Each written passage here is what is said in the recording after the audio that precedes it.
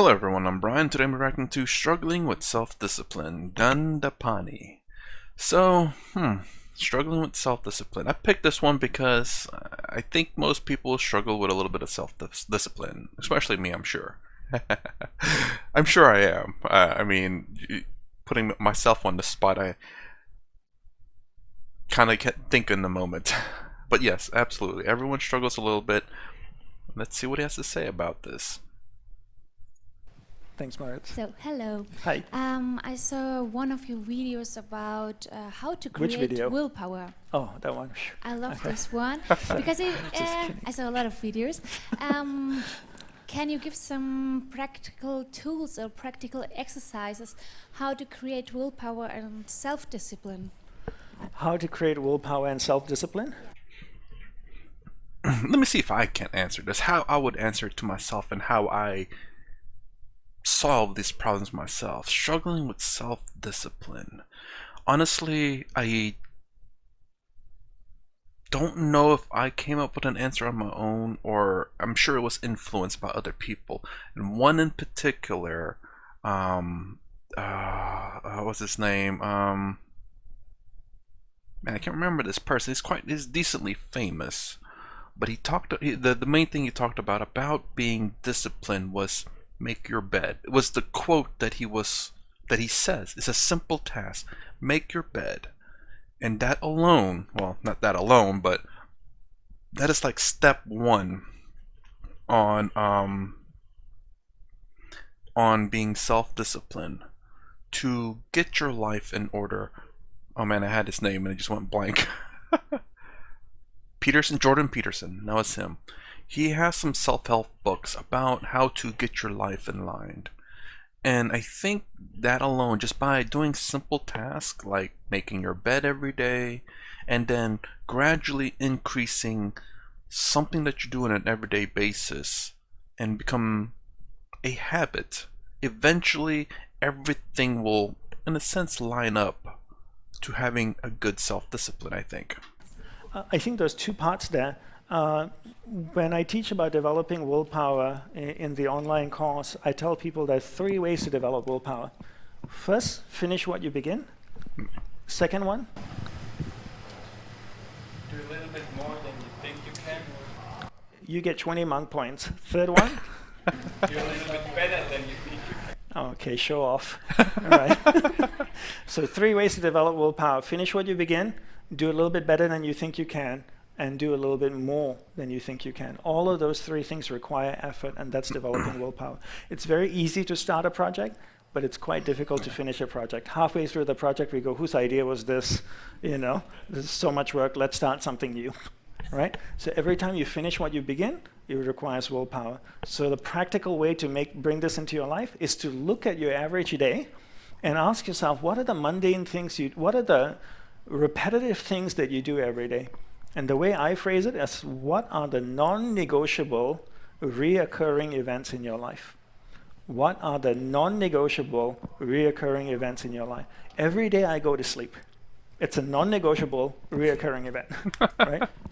And hopefully I wake up, right? So before I sleep, I floss, I brush my teeth, put my pajamas on, I go to sleep. When I wake up in the morning, like this gentleman said, what's your name? What's your name?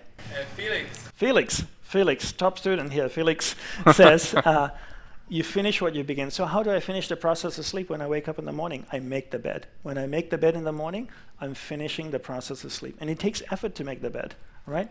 Then it says the second rule is do a little bit more than you think you can. The third one is do it better than you think you can. So every day I make the bed, I pull the sheet, I fluff the pillows, I put them nicely. Some days I double fold the comforter like they do at the W Hotel. Some days I fold it at an angle like they do at the Four Seasons, you know. But every day I make the bed. And the process of making the bed at the morning is me finishing what I'm beginning, which is me developing willpower, right? I have time to make breakfast. I have time to eat breakfast. I have time to wash the breakfast dish. Most people, after eating, throw it in the sink and go, I'm late, I have to go. I'll wash it later. So I don't make the bed. I've heard people who don't make the bed live longer and happier lives, just because The bed is prepped to go back to sleep in it. You know what I'm saying? When you get out of bed, it's ready for your next part of going to bed. There's no undoing what you did to go to bed. I've started the process of going to bed ahead of time. You know, I'm prepping. I'm thinking ahead of schedule. But no, it can be. It was one step, but I don't make the bed. The bed's already made whenever I get out for me to go back in. But yeah, for me, when we talk about dishes, though, I mean, this is just things that I do. I mean, I don't usually wash the dishes right away. I wait till it piles up just a little bit, and then I wash it. You know, it's because sometimes I use a bit, sometimes I don't use a lot, and I wash it. And what I do is I try to. My way of working with things is generally a cumulative thing, so it's not just one thing. That's the thing that I notice about my behavior is that I don't. How to say? I don't do things if it's just for one thing necessarily, unless it has to be done. So, like washing dishes, I don't wash when it's just one dish there. I rinse it out, you know, so that's a lot easier to wash later on. So I do a lot of prep work, and then before I go to sleep, I go ahead and wash all the dishes, put it up, and then go to bed.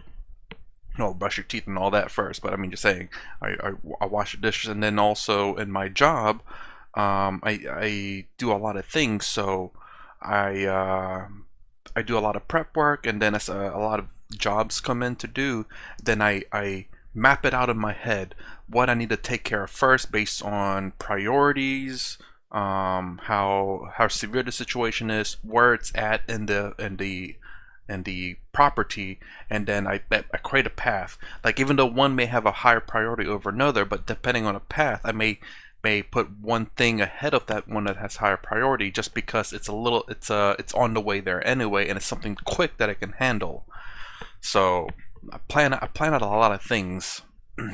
That tends to be my go-tos. Planning, doing. I don't like to go out and do one thing. I like to stack a lot of things together.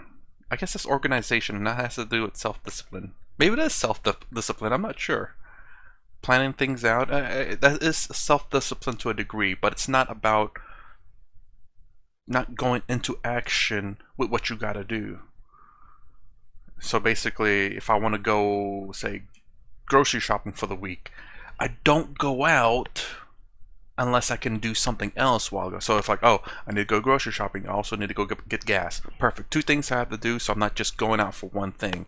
Because if I don't need to go grocery shopping, but I'm looking at that zone where it's like, I do need to get some stuff, but I can wait a few more days or a week or something like that, then if I don't have to go out for anything else, I won't. I don't know what does this have to do with self-discipline? I guess impulsive nature of going out, wanting to go out, impulsive nature of doing just one thing and one thing alone instead of holding off on it to wait until there are more things you can do, and an efficiency as well as a way of controlling your not necessarily impulses, but to a degree impulses. I always want to go out. I love to go out, but I won't go out for one thing. So I have that control, I suppose. Self-discipline. Finish what you begin. It requires willpower, right? So every time you finish what you begin throughout the day, you're developing willpower. Why do you develop willpower? You develop willpower so you can control where your awareness goes in your mind. The ball of light, right? For those of you who've done the course. You develop willpower. I define willpower as a mental muscle. If I can draw biceps around my mind, right, muscles, that would be my willpower. And every time my awareness drifts away, I use my willpower to bring my awareness back. I develop willpower to control where my awareness is going. I control where my awareness is going to control where my energy is flowing. I control where my energy is flowing to control what is manifesting in my life. I do wonder what he follows. I read up a little bit about him and the three marks across his forehead. One of them, I think it's I don't know if it's the bottom, it's the last one, the third one. Whether that goes top to bottom or bottom to top, I'm not sure. But the third one was Maya, and I'm assuming it's the same Maya as illusion. Then he's saying awareness, so, he's talking about awareness, and other gurus and swamis talked about awareness as well. in the other gurus and swamis, they talk about awareness as like your consciousness, the Turiya, the illuminator. um, but he makes it seem like it's something else. But again, maybe I'm confusing that. Maybe awareness, when he talked about it, wasn't exactly Turiya. It's just your Turiya provides awareness, and it's not the thing that's being distracted. And this awareness that's being provided to your body, your mind, your intelligence is what's being distracted. And by having control over that provided awareness, that you can focus on your life. Maybe that's what he's talking about. That is why I make the bed in the morning. Now, most people come up to me and say, Dandapani, I've been making my bed every single day for a year. I say, congratulations. Then I ask them, why are you making the bed? 99.99% of the people look at me and say, I make the bed in the morning because it gives me a sense of accomplishment. I'm starting the day with a win. And you know what I think to myself that moment? That I'm a horrible teacher. What? Start off the day with a win. I mean, small victories. I have nothing against that. But, what, a horrible teacher to say that small wins.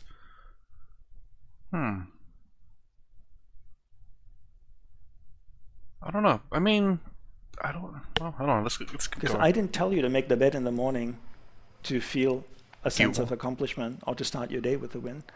Why did I tell you to make the bed in the morning? Control your willpower. To finish what you begin. Why are you finishing what you begin? To develop willpower. Why are you developing willpower? To control where your awareness goes. Why are you controlling where your awareness goes? So you can control where your energy is flowing. Why are you controlling where your energy is flowing? So that you can control what's manifesting in your life. That's why you develop willpower. He's being a little bit harsh on himself by saying that's a horrible teacher. No.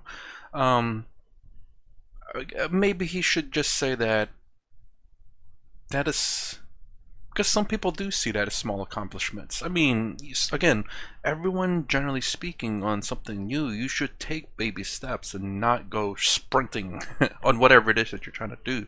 Have an basic understanding, basic control over something that you're trying to do, especially if you're new at it. And then as you develop skills and understanding of what you're doing, then you can step it up. The safe way to do it, obviously. Some people, are natural at certain things. They just don't know it, and they hop into this thing going full blast and realize that they're natural at it. But nothing wrong with taking baby steps and saying these are small wins. He probably, well, I don't know. He's he doesn't call himself a guru or swami here, but he does call himself a teacher, though. Apparently he says he's a bad teacher. It's like, well, maybe just redirect this energy. According to what he said, it seems like I'm a bad teacher. It's like, well, you're not a bad teacher. He guided the student that he was that talked to him and told him about the small victory. He guided his energy a bit differently, and he got the idea, just going a little off path, I suppose. Right, and that's why you finish everything that you start throughout the day. And your whole day then becomes a ritual. And part of what we're creating in the app is to create rituals in the morning. So morning it'd be like, make your bed, wash your breakfast dish. Afternoon would be another ritual. Evening would be another ritual. Night would be another ritual. So by the time the end of the day comes, you spent at least half an hour, 45 minutes, 1 hour developing willpower. After 6 months, what will you have? Willpower, right? Wash your dishes. Your whole day is practicing that. And that's something you can teach your kids too. You can teach Clara and your other two children, how to develop willpower, right?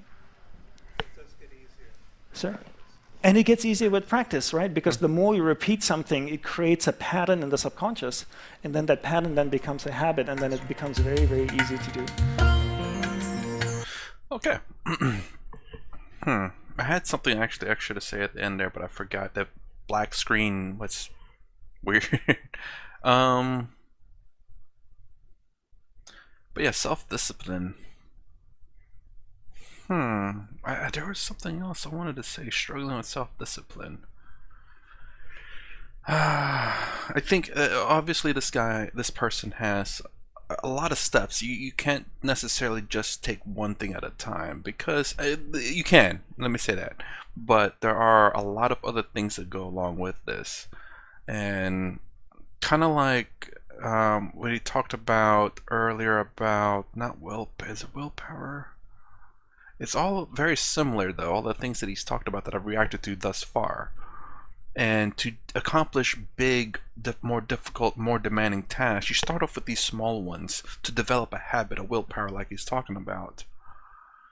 Trust me, I mean, I'm not saying I'm perfect at all. I do still struggle, and I do try to always remember these things. I always have to keep reminding myself of these things, and it's always good to just, even though you've heard other people talk about self-discipline, about concentration or focus or any kind of mantras or sutras or yogas, it's not terrible to go back and watch another video of something that you already know, especially with someone else you have not watched. They could give you a different insight on things.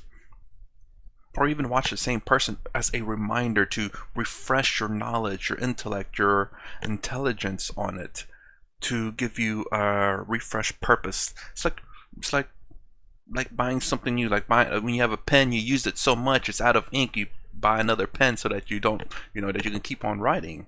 It's kind of like that, I guess. I'm not saying this works for everyone, but for me, I guess I kind of realized that I need to, even though these are some things that I do know to a degree, I do tend to forget, and I tend to not bring it up. How do I say not bring it up? Like, because the situation doesn't bring back my memory of these, that I forget about them. So that's the reason why whenever I watch this, I think it was his first or second video, I was reminded on how to accomplish things. Baby steps again. I guess that's the advice here. At least for me. I need to do a video about like one advice a day, not a day, but a week or something, because I have a lot of advices, but I don't know if they're good or not. And here's one. I guess to go back and just kind of have like a little bit. I guess maybe that's what meditation can do, to include into your daily routine. Oh, that's the other thing. So daily routine, to kind of remind yourself on whatever it is that you're struggling. If you're struggling to be self-disciplined or to how to accomplish goals, whatever message that you find helpful to maybe in that daily routine that you do in the morning, is to remind yourself about that. This is what I have to do. I have to take baby steps. What's the next step? Let me accomplish that step, and then on to the next and the next step. So kind of have like the stepping stone of accomplishing goals. But he's talking, the thing I guess that I not noticed, question is the fact that everything is so planned out. There is no room, not necessarily no room, but everything is so planned out that if anything gets out of whack, I do wonder what advice does he have for people. I mean, it's not often that things go crazy. Most people's lives run on a pretty predictable pattern. We're a creature of habits. We tend to do the same things over and over again. Even though you do different things every day, you notice that there is a pattern. It's like, oh, you like to play basketball in the morning, you'll go play in this park, then that park, then that park, or play a different sport. So then you say, okay, well, you don't play basketball in the morning, but you play sports. So that'd be basketball, football, soccer, or cricket or whatever, baseball. But we tend to be creatures of habit. We tend to do the same things every day, and that flows along the lines of what he's saying.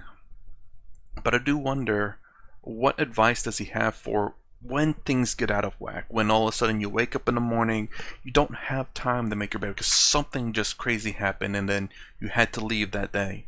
And then how do you kind of handle situations like that? Again, they're not necessarily situations happens every day, but I'm just curious of what advice does he have for that, because the only advice I would have is just, well, you're gonna have to handle that one crazy day, until the day goes back to normal. Take it one step at a time. Again, I guess my advice is always going to be the same: one step at a time. Understand what's going on, and know what you can and cannot do. Basically, understanding, and what was the other advice I normally give? I can't remember. But understanding being most important, so that you can handle the situation. When you don't understand something, things can go wrong. When you can understand something, you can put things into perspective, into categories, depending on how you interpret situations. And then you can you can systematically handle the situation, split them up however way you do it, or however way you handle something. Well, anyways, that's a weird rant that I went on. Good lord. Struggling with self-discipline. If you like my reaction, please consider subscribing, thumbs up, thumbs down below. Thanks for watching. I'll see you in the next vid.